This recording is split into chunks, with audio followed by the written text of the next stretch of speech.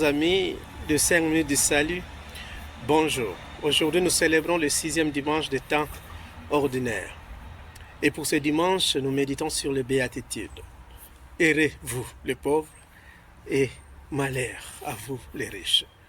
Et j'aimerais bien extraire des choses qui seront comme notre piste de méditation. D'abord, le dualisme entre pauvres et riches et la confiance en.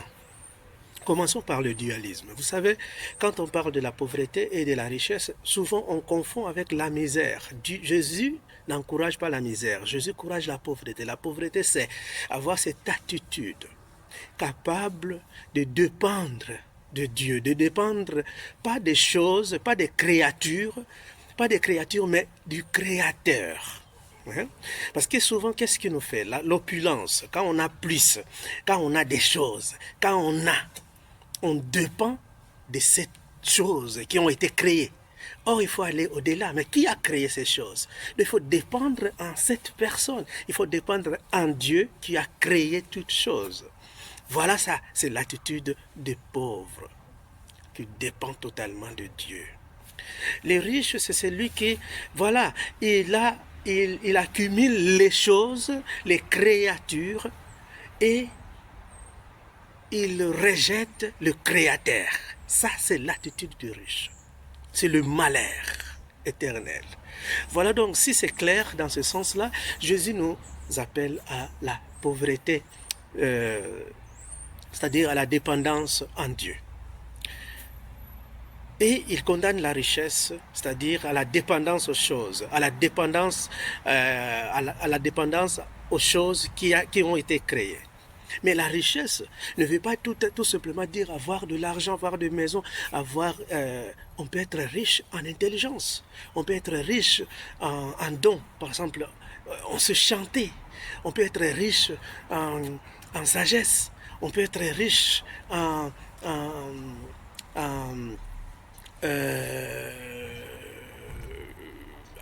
art. Mais qu'est-ce que tu fais de cette richesse? Est-ce que tu dépends de ton intelligence pour piétiner les autres? Est-ce que tu dépends de ta beauté? C'est-à-dire, on peut être riche en beauté. Mais est-ce que de cette beauté, tu l'utilises pour piétiner les autres, pour sous-estimer les autres? Quand tu commences à utiliser ta beauté, quand tu commences à utiliser ton intelligence, ta sagesse, tu commences à utiliser ton savoir, tes connaissances, tu commences à utiliser tes qualités, tes dons pour piétiner, pour sous-estimer, pour éliminer les autres, alors là, malheur à toi, car tu as l'aspect et l'attitude d'un riche qui dépend de sa richesse et rejette celui qui a créé la richesse, qui est Dieu. Comment vis-tu ta richesse? Car tout le monde dans ce monde a une richesse. Comment vis-tu cette richesse? Est-ce que cette richesse t'aide à t'ouvrir, à partager avec les autres ou non? Et pour y arriver, pour que notre richesse, la capacité que Dieu nous a donnée, cette richesse que l'autre n'a pas, que Dieu a donnée seulement qu'à toi, pour que nous arrivions à l'utiliser, bien l'utiliser pour les autres, il faut ce deuxième élément qui est la confiance en Dieu.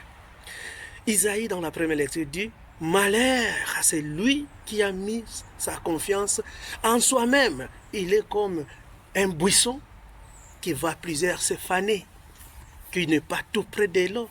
Mais celui qui met sa confiance en Dieu aura toujours la vie. » En qui mets-tu ta confiance? Mettre la confiance en Dieu signifie quoi? Mettre sa confiance en Dieu signifie dépendre totalement de Dieu. Toute décision de chaque jour, toute décision de notre vie doit passer par la prière, par cette rencontre vraie, authentique avec Dieu. C'est Dieu qui doit nous valider, qui doit nous donner la signature de toute décision de la vie, de petites décisions, mais aussi de grandes décisions. Voilà ce que signifie mettre sa confiance en Dieu. En qui mets-tu ta confiance? À un médecin? À un prêtre comme moi? À un pasteur? À tes parents? À tes amis? À ton patron? Tous ces gens-là sont éphémères. Un jour, ils ne seront plus là. Mets ta confiance en Dieu.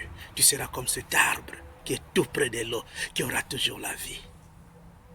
Donc, prions les uns pour les autres afin que nous puissions adopter cette attitude de pauvre qui dépend totalement de Dieu et que notre confiance soit plus en Dieu pour que toutes les richesses que le Seigneur a mis en nous soient donc partagées.